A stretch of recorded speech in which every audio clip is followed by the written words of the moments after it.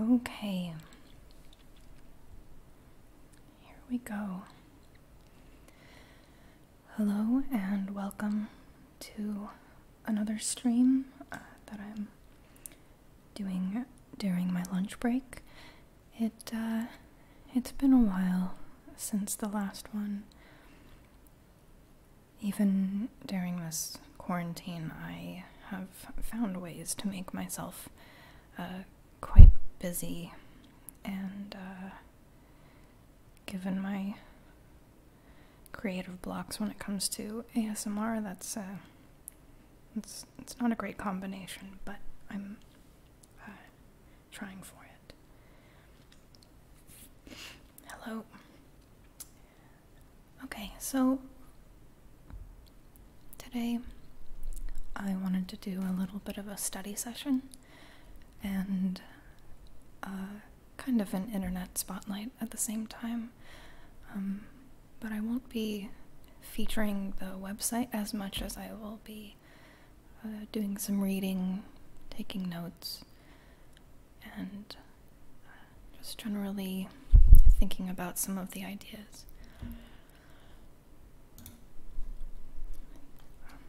Where I'm going to go for this is the Stanford Encyclopedia of Philosophy at plato.stanford.edu. This encyclopedia is a curated, edited repository of knowledge of philosophy and the history of it and the ideas. If we go to about, let's see. So there's actually a lot of about pages here that talks about their curation system. Hello, Italian Rebel, welcome. I'm glad you could join me.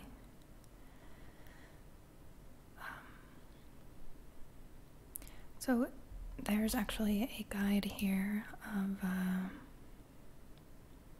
let's see, editorial information for authors. And I actually found this a pretty good introduction to what the encyclopedia contains. The Stanford Encyclopedia of Philosophy is intended to serve as an authoritative reference work, suitable for use by professionals and students in the field of philosophy, as well as any others interested in authoritative discussions on philosophical topics. Entries should therefore be scholarly, written with the highest of professional standards, yet strive to be of interest to as wide an audience as possible. This is good because I am not a scholar of philosophy in any formal sense, but I do try to be as much of a scholar in an armchair sense as possible. And so it's nice that they want to appeal to me as well. Entries will focus on the philosophical issues and arguments rather than on sociology and individuals. Entries should be idea-driven rather than person-driven. On the preliminary searches I've done so far, I don't know if that's always the case, but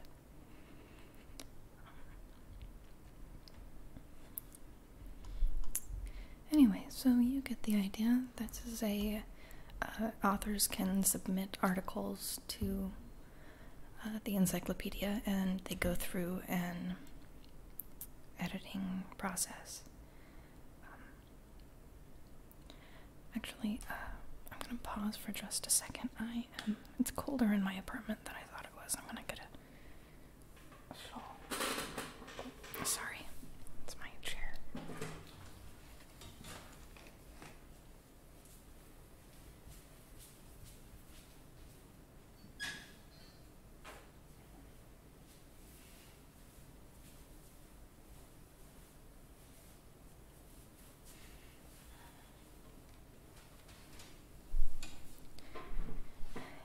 springtime, and it's almost warm, but not quite.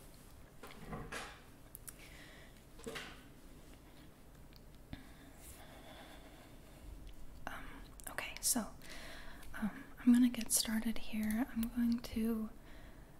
Oh, there's a table of contents. Oh, it's like an index, and there's just any philosophical concept you want to learn about. It's probably here if it's recognized by the academic community. And I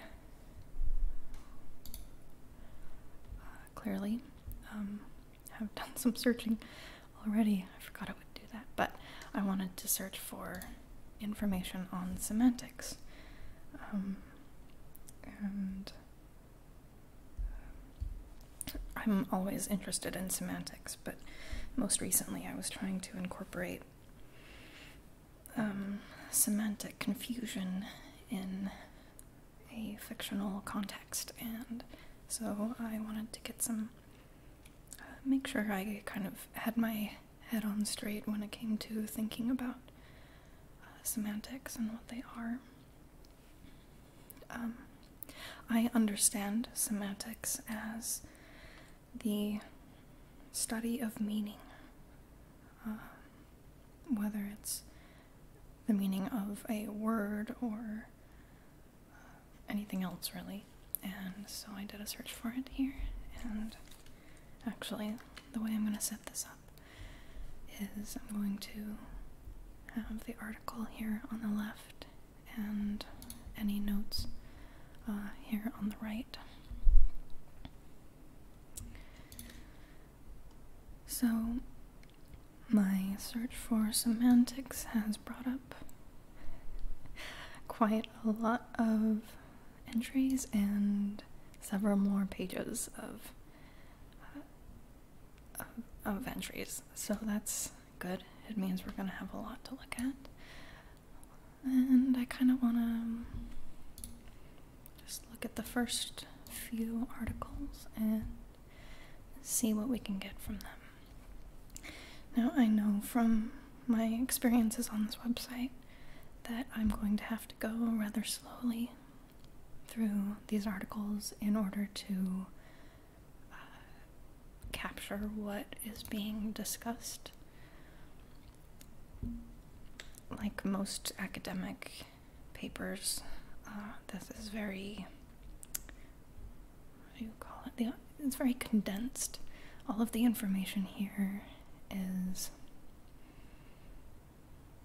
very targeted, and it's not presented for beginners.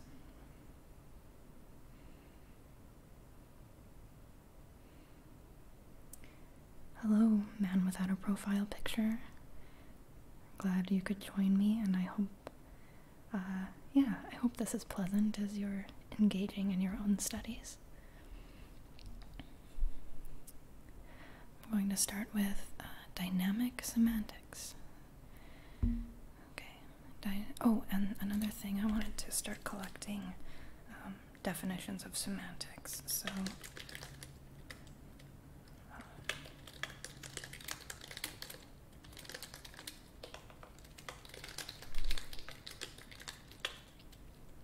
So there's my personal definition, and let's see if we can gather any other information from these articles. Okay, dynamic semantics is a perspective on natural language semantics that emphasizes the growth of information in time. Natural language semantics refers to what I'm using right now, the spoken or written words that humans use to communicate with each other. I do believe there are other types of semantics, but emphasizes the growth of information in time.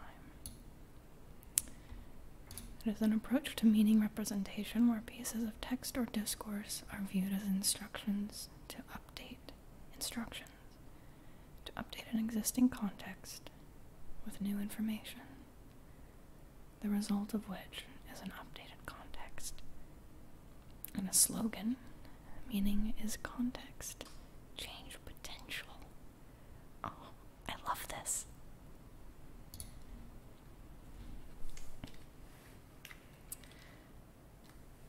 Let's start a new one, actually. Meaning.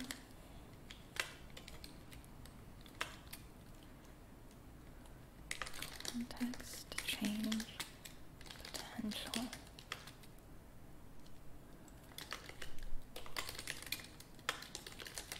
I like that. Okay, so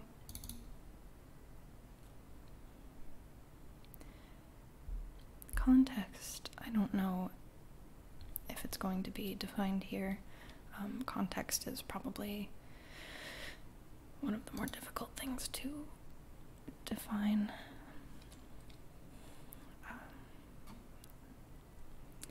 It is important to be aware of the abstractness of this perspective, so as to guard against various non sequiturs. For one thing, one could easily think that dynamic semantics or update semantics is committed at least in part to the internalist idea of semantics, since the information states are internal, in the sense that they are wholly contained in the individual mind-brain. In other words, one might think that the information states of dynamic semantics are what Putnam calls states in the sense of methodological solipsism. Oh, there's a lot. There's a lot here. The general framework says nothing about what the states are. The state could very well include the environment in which the interpreter is embedded, and thus contain an external component.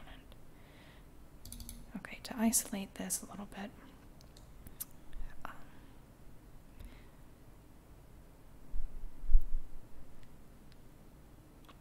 okay, the information state.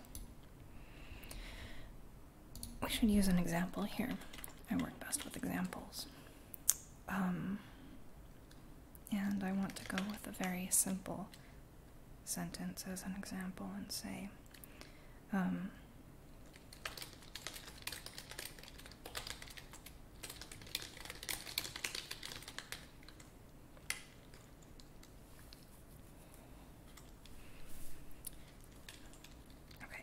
in this example, what is the information state in this example?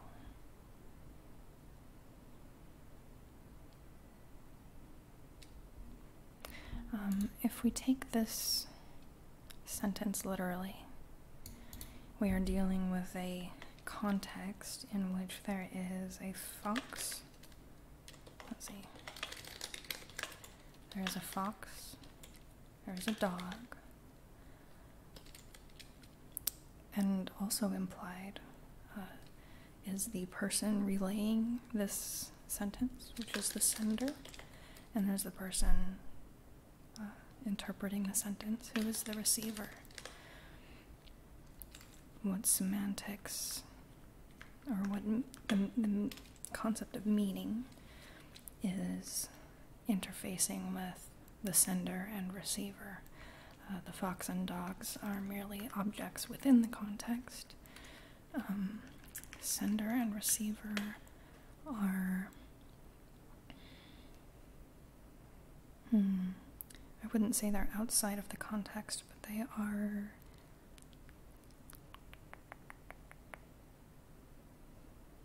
I don't know, maybe they are. Maybe they're outside of the context. It's hard to say. Anyway, these are the objects of meaning, I would say. These are the objects of meaning in the sentence itself. And when it talks about information states, it's talking about the sender's information state.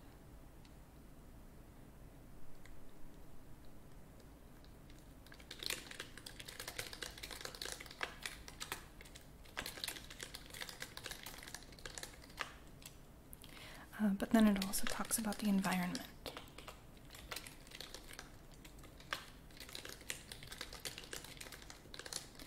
And I believe the environment's information state contains relationships between objects referenced in the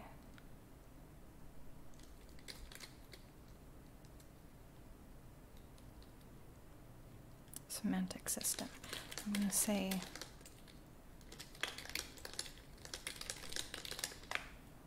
that the objects. Okay, so what I mean by that is, for example,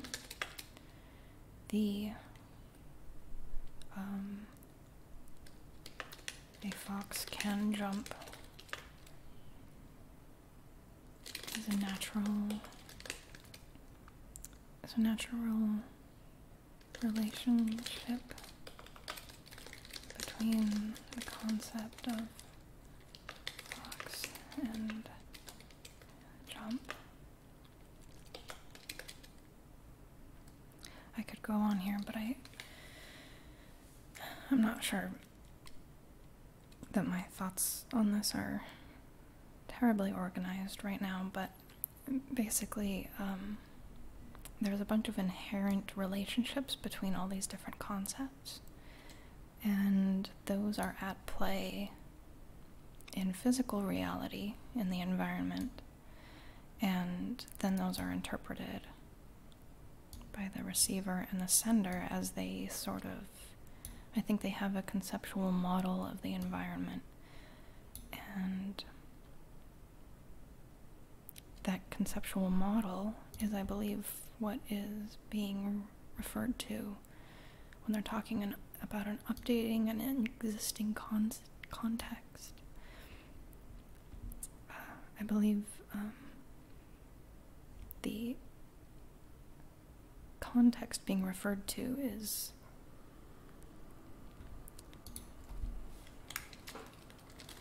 the model of the sender, or of the receiver in particular. Interestingly, it doesn't mention how it transforms or is derived from the sender, although maybe it will. So let's continue. A second possible misunderstanding is that dynamic semantics is in opposition to classical truth conditional semantics. Compare the entries on classical logic and first-order model theory. What dynamic semantics provides is a generalization of truth conditional semantics, rather than a radically different alternative. Well,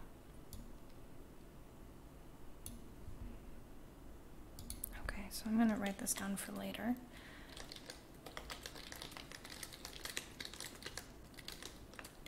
Because I'm not sure what is referred to by truth conditional semantics.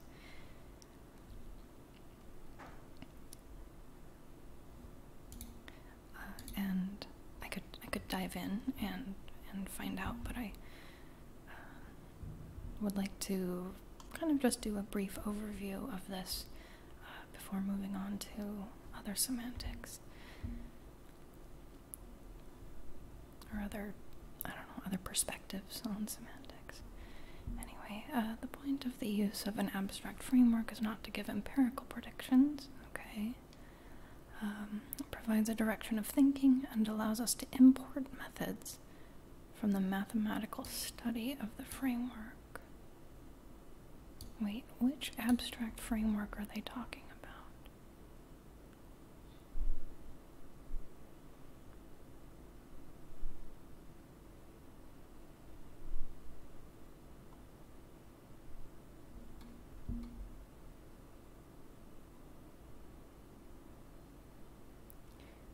The question whether natural language meaning is intrinsically dynamic does not have an empirical answer.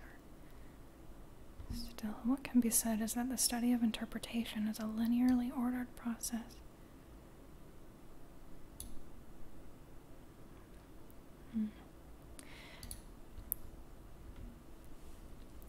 So what I run into sometimes when I'm studying philosophy is that I can see something that seems to make sense, but I don't know what the alternative is. The study of interpretation is a linearly ordered process. Great. That sounds like it makes sense. What's another study of interpretation? What else can we study it as? It doesn't seem to suggest one of those.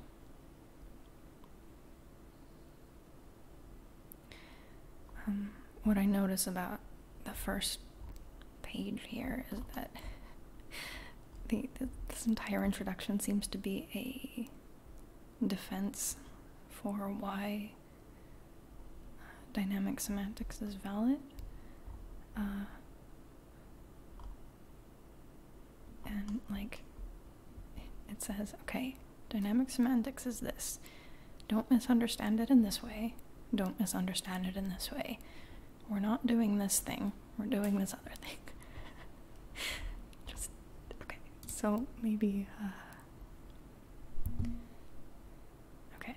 Interpretation of declarative sentences can be viewed as a product or as a process. Okay, that makes sense. When the receiver interprets something, the result of that interpretation is a product of their mind's processes. That makes sense. And can also refer to the system, like the activity of thought that produces that. In the product perspective, one focuses on the notion of truth in a given situation.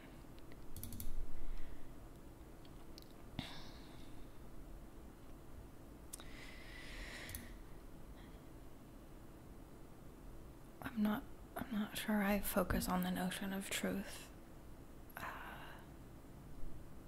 in a given situation. This is also something I was thinking about recently,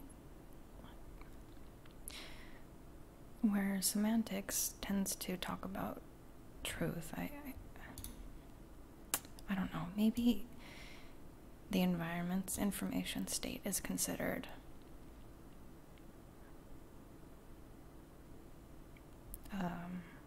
the benchmark for what is true and what is not.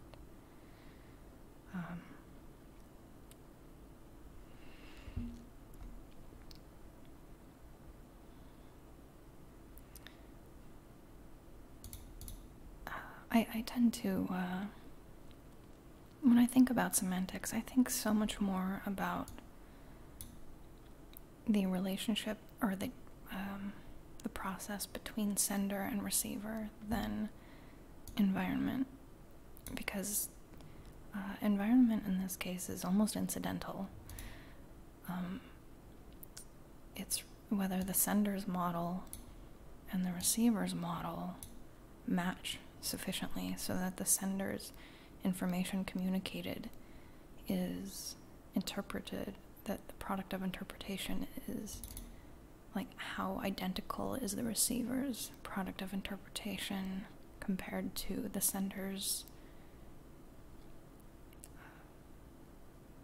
I guess, pre-interpretation of the message that they sent. And how I also think about these things is in terms of, I mean, I guess it's very similar to what I've written here. The memetic system is like it has all these participating parts. There's physical reality, there's concepts, there's words, there's beliefs, there's imagination,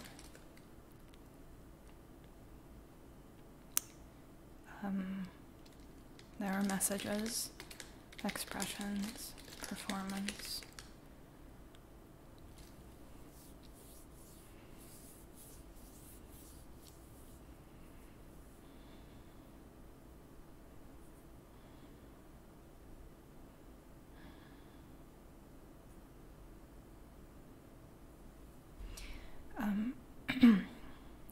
My thoughts on this, I haven't described well enough, and so what I'd like to do is to, I guess, match or dynamically update my own conceptual context with the information on the work that's already been done on semantics, because as I've mentioned in prior videos, I'm not, and today I guess I'm a lay person when it comes to this, but the ideas seem accessible, so that's why I'm going after them.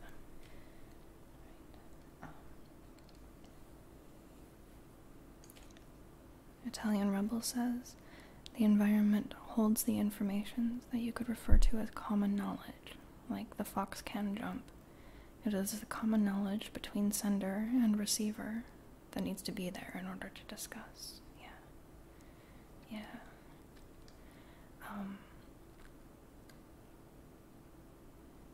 And that common knowledge,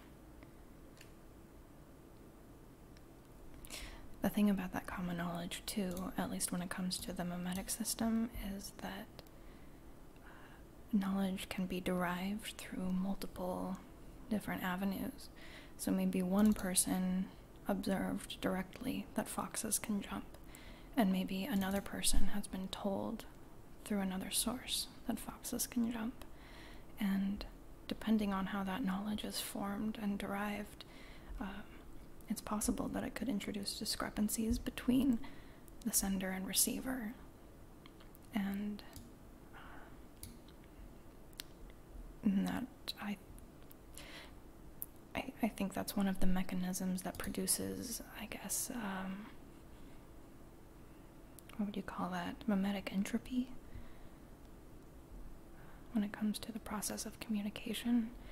I definitely see that online a lot, that one person says something and another person just doesn't know what they're referring to, or assume that they get the references wrong, for instance, or the target of yeah, usually it's getting the references wrong. I think referencing is probably one of the more fundamental problems of semantics, both when it comes to participating in semantics and if you were, for example, going to try to program semantics. Referencing is tricky.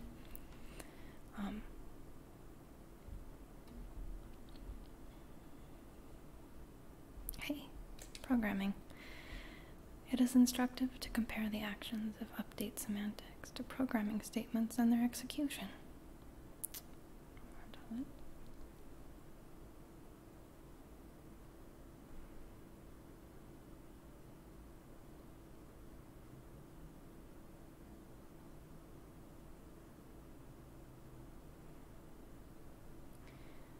Italian Rebel says, the problem with many of these systems, I think you mean semantic systems, they work perfectly when you talk about tangible things that come from physical reality, like foxes and jumping and dogs.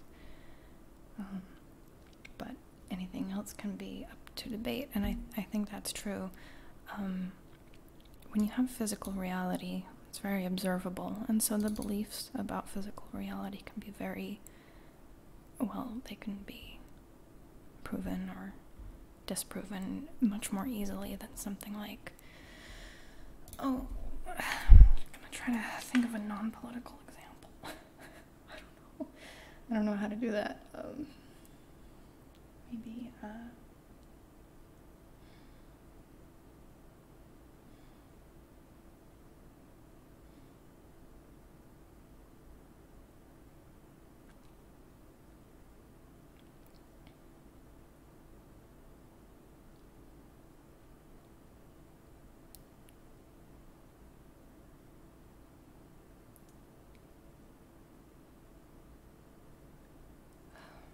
can't. The way my brain is kind of oriented right now, I really don't want to get into a political context, but everything I'm thinking of is either political on a social level or interpersonal level.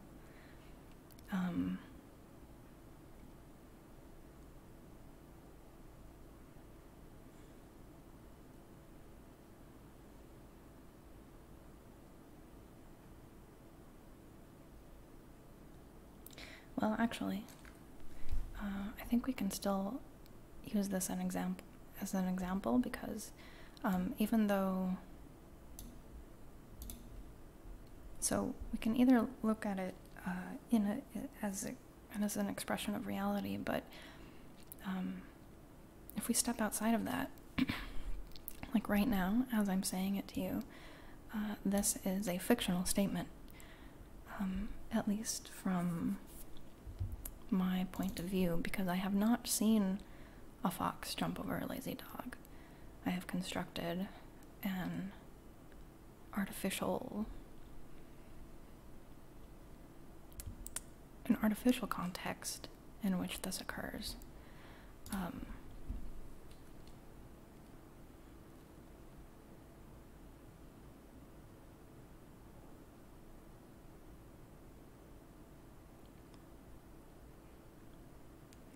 Back to Italian Rebels commentary. Semantics, for them, is flavoring the meaning of a word with side meaning. You can say that something smells or has an odor. It's the same physical expression, but it has different feeling. Yeah, that's usually what's referred to as connotation. And I think connotation has a lot of cultural basis, as well as heavily influenced by individual experience.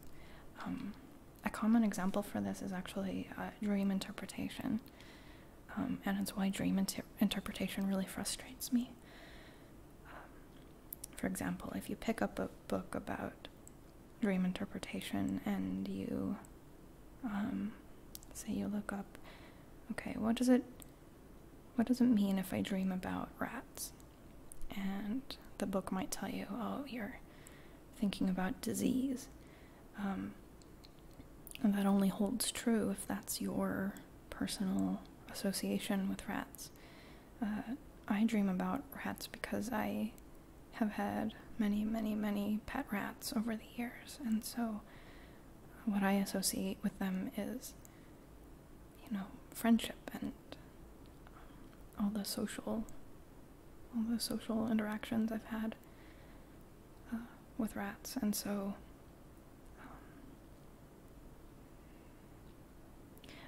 but you bring up a good point, which is that meaning is extremely personal. It's an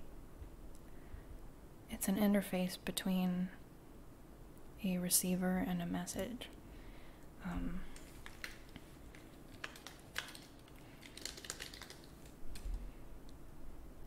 Right here is where the semantic activity occurs. And I believe that's what this is talking about too. It seems to be looking specifically at the relationship between the message and the receiver's information state, and how there is a sort of a feedback loop between the two, I would bet, because your information state and your model is going to be ever so slightly adjusted by any new information.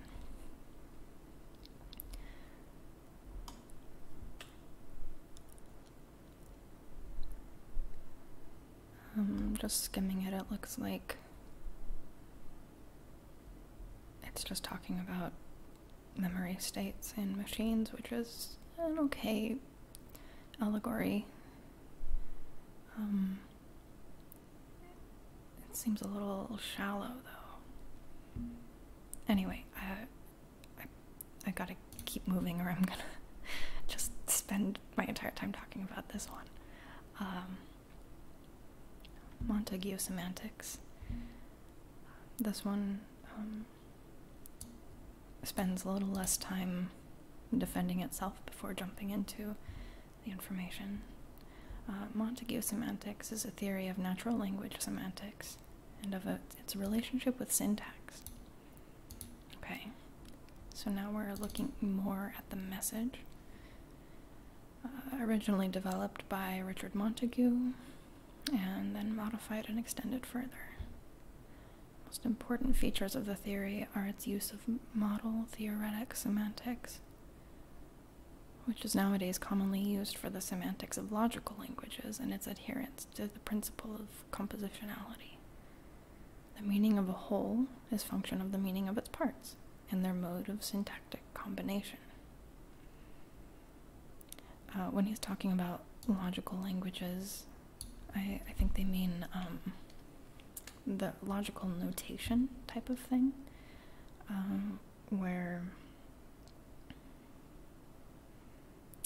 I don't even know how to make some of the symbols, but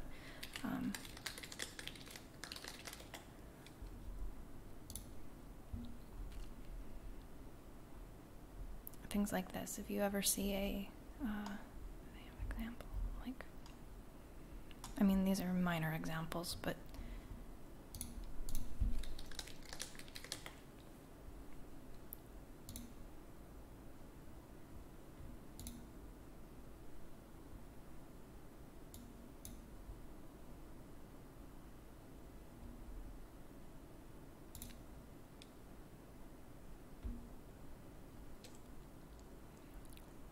well, this isn't a full sentence like I was kind of hoping for, but oh, ooh, hey, some sort of research on artificial intelligence and knowledge modeling. That's always very exciting.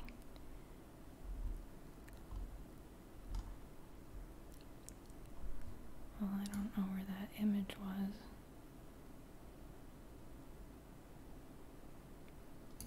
So this is logical language. We're talking about the logical relationships between things. Usually if-then statements.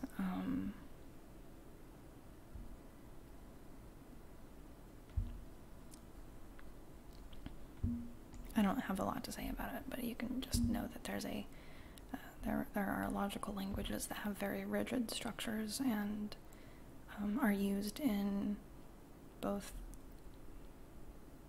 philosophy and mathematics and all sorts of interesting applications. Okay, introduction. Okay, so Richard Montagu says,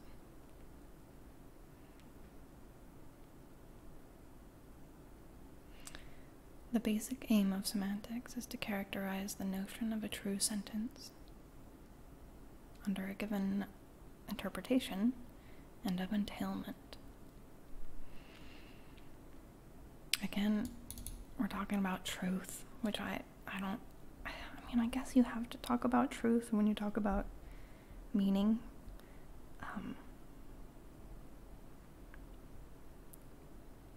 But again, if you're talking about things that don't have a representation in physical reality and they're based on, say, a narrative or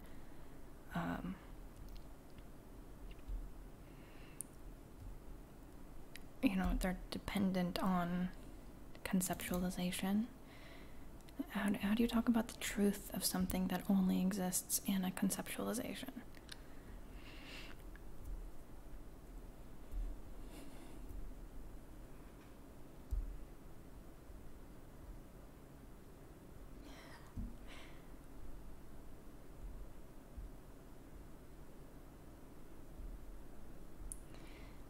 Italian Rebel in the chat seems to, is defining connotation, backtrack a little, as the attaching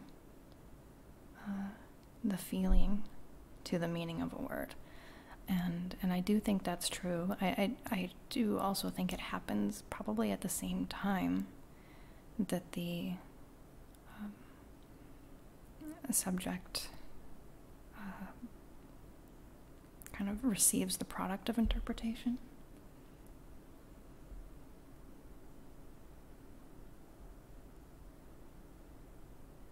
Anyway, that's my comment about that.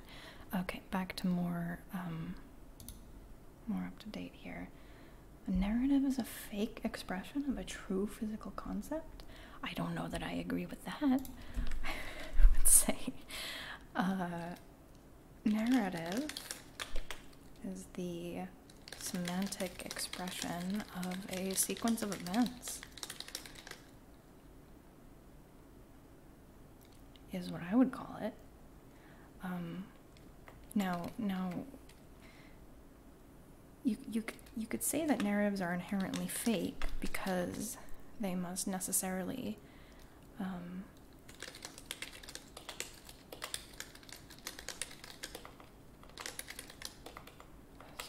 derives from necessity of needing to excluding events. You choose one event to say, to express, and maybe you forget about another one, and that is necessary because because we don't have a way to express reality in its own terms. Like if I were to tell the story of this current live stream that's happening, I would talk about the pages I've been visiting and the conversation I've been having with the live chat, but I would miss other events that have occurred around me that I haven't noticed, for one thing, or I would miss background narrative. For instance, I wouldn't talk about the narrative of how these articles came to exist, and so that information gets completely taken out of my narrative about what's happening.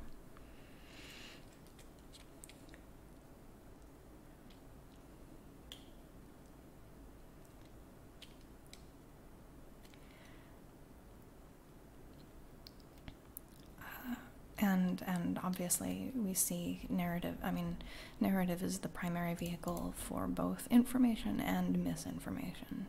That's humans respond to storytelling because linear expressions of causality and sequence are how we understand the world. It's how we experience the world, and it's how we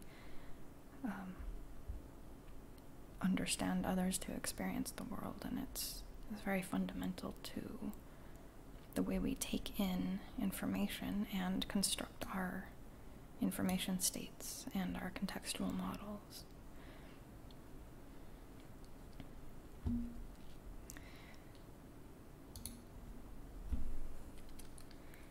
His Royal Doodliness, we're all being semantic right now, by definition.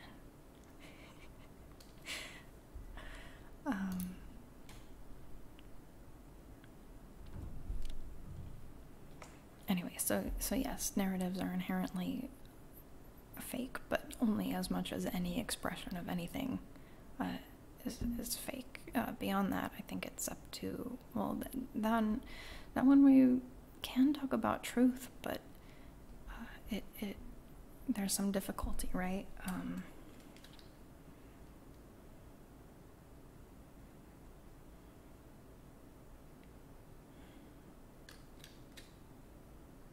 Again, I don't know how to come up with an example that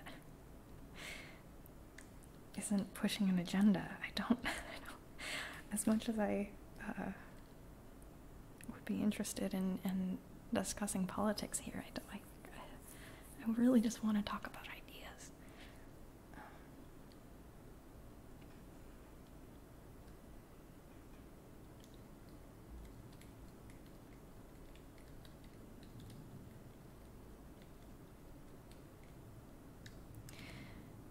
Italian Rebel says,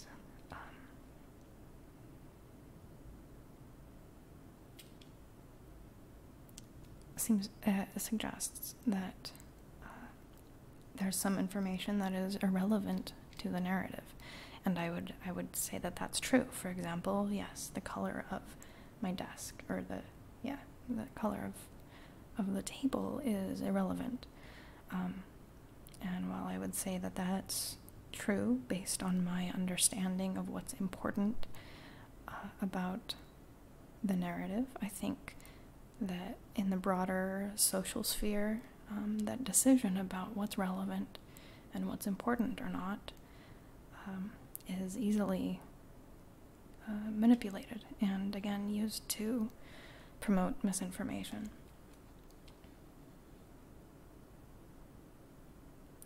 Okay, so fake.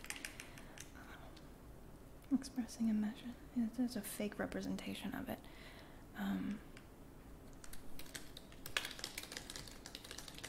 So a narrative is not a sequence of events, but it is a representation of a sequence of events.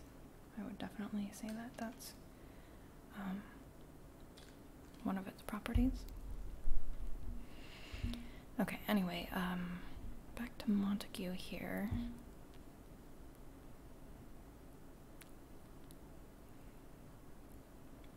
Oh yes, okay,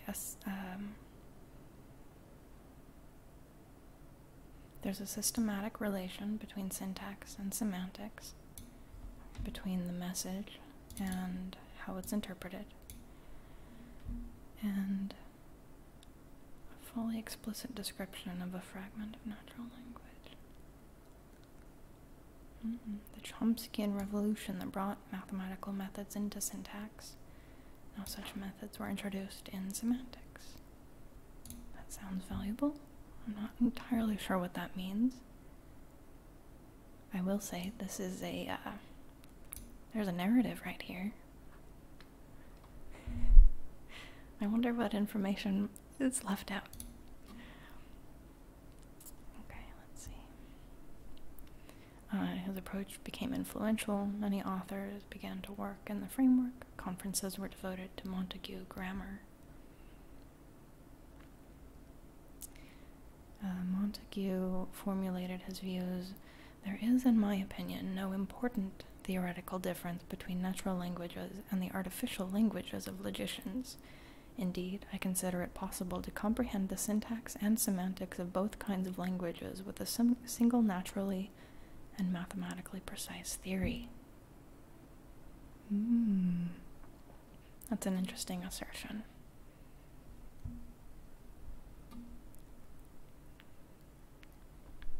The basic aspects. So I think essentially what he's saying is that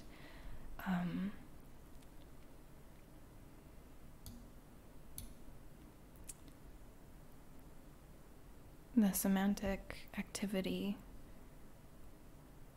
between a receiver and the message in a natural language is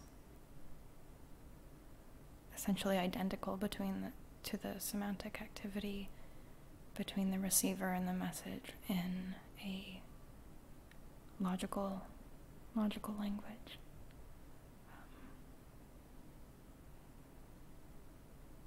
That seems entirely plausible to me.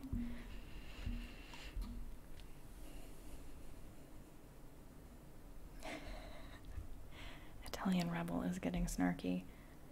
The color of Montagu's pants might lead to the discoveries in syntax. Yeah. You're joking, but there's a lot of chance that goes into scientific discoveries. I would be surprised if philosophical discoveries, inventions, whatever they are, would be similar.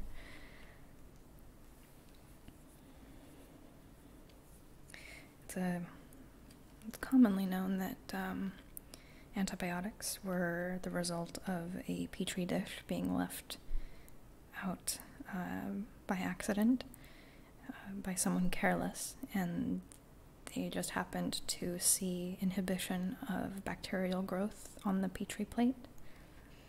And I think that's a very valuable story.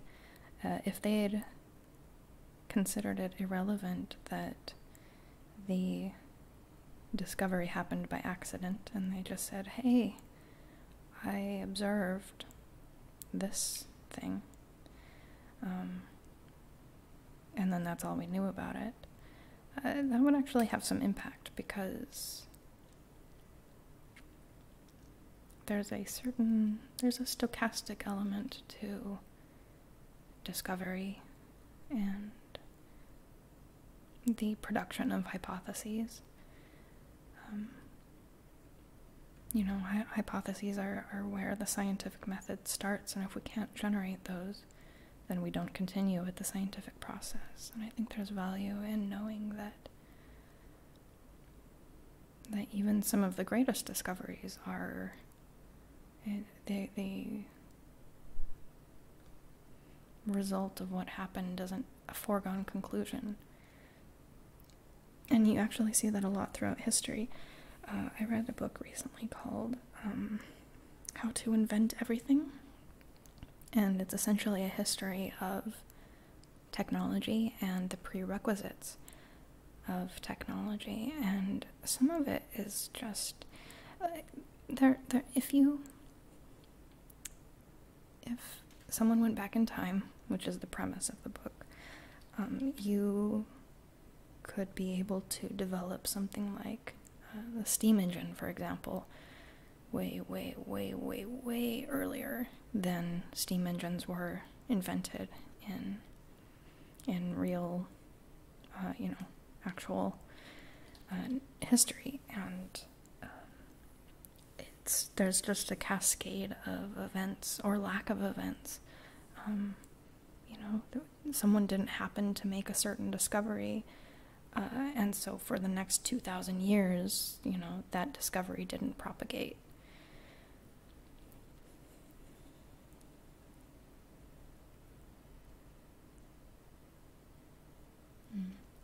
Italian Rebel brings up that all of the processing we're discussing right now, semantic processing, happens twice. Once before the sender composes the message, and once when the receiver interprets the message.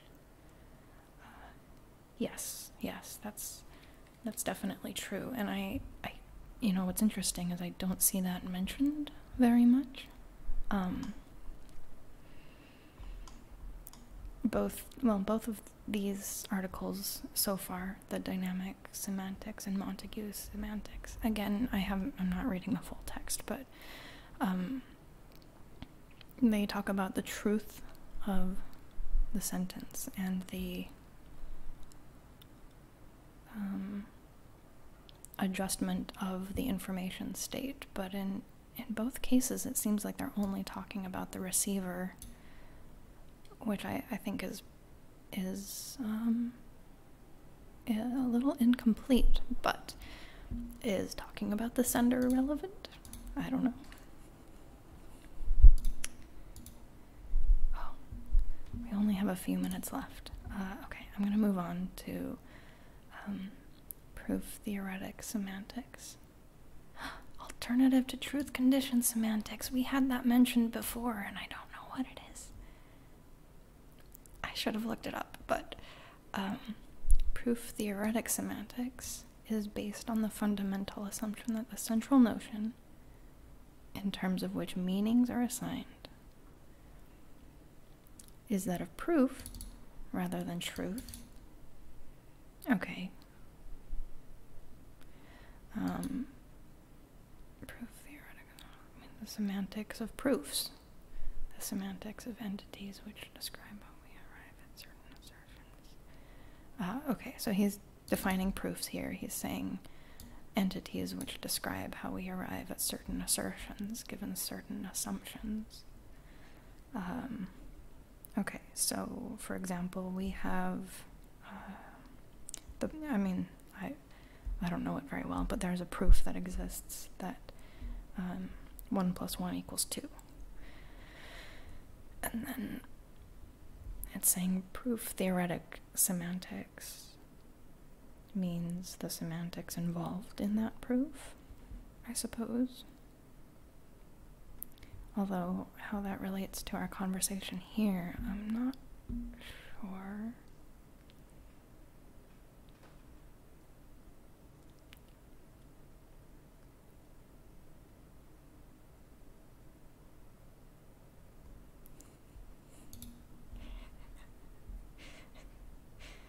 Italian rebels in the chat throwing shade at arrogant scholars. No comment. Okay, proof theoretic semantics has several roots. There's whoever Gunson is, calculus of natural deduction defines the meanings of logical constants. The elimination rules. Oh no, this is very specific to previous work.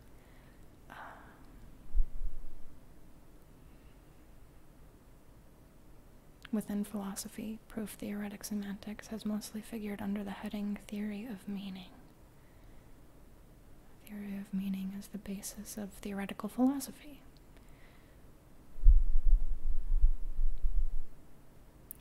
I mean, for sure, what we're talking about is the philosophy of philosophy of philosophy by this point, which is fine.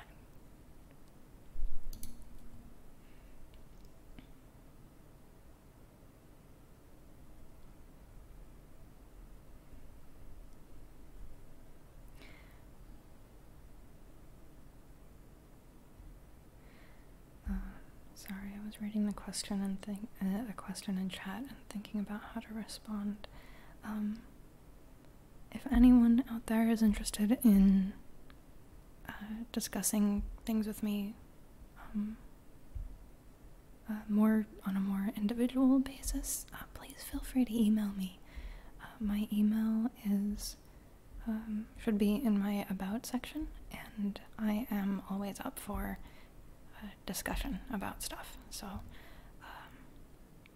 that's probably the best place to contact me on a more personal in a more personal format.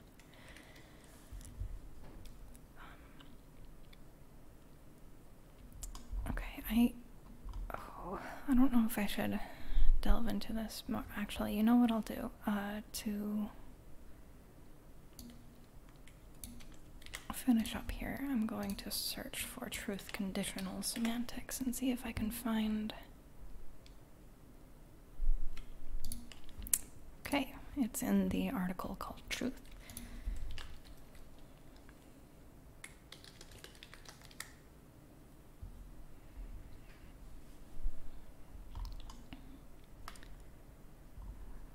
Oh, there's a lot here.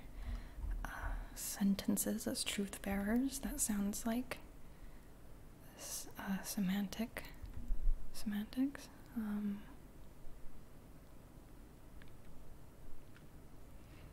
Sentences or propositions. Let's see. But I don't think that's what I'm looking for.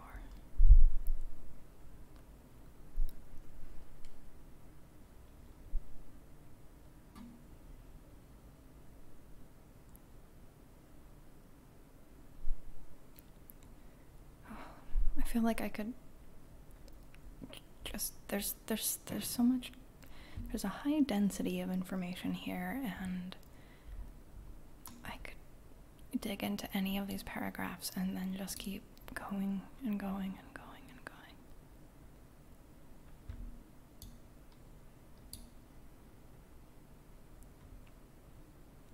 The truth conditions of a sentence are determined by its semantic properties.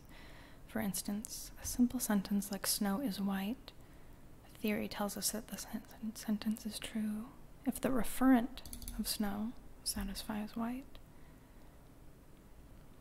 But that's where the discrepancy can be between sender and receiver. The referent is not implicit in any given sentence. It's only it's an activity on the sender's part and on the receiver's part. What if someone had never heard the term for snow, but they knew Snow, let's see, maybe Jon Snow, right? That's a character. And they heard that sentence, snow is white. They would interpret it to be, oh, the person, Jon Snow, is white, as in like Caucasian. But that's still a completely accurate sentence based on that information state and model. Sorry, I'm getting a little bit worked up, but again, it seems like they have neglected to mention. I'm gonna have to do a search for referent and see if referent. I think it might be referent.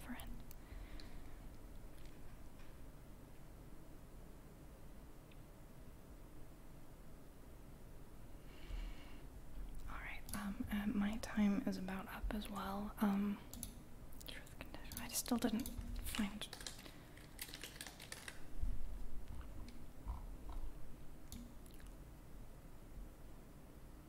Okay, so we talked about truth conditional stuff, but I don't think I found the term truth conditional semantics.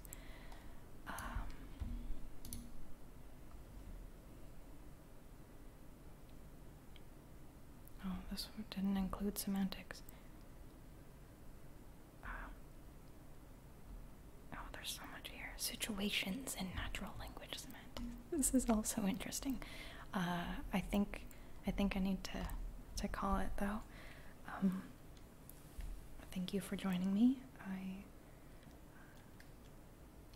Whether you have participated in the discussion or just watched or just had it on in the background and just using it to relax, I hope that you enjoyed it, and I hope you have a wonderful day, night, evening, morning,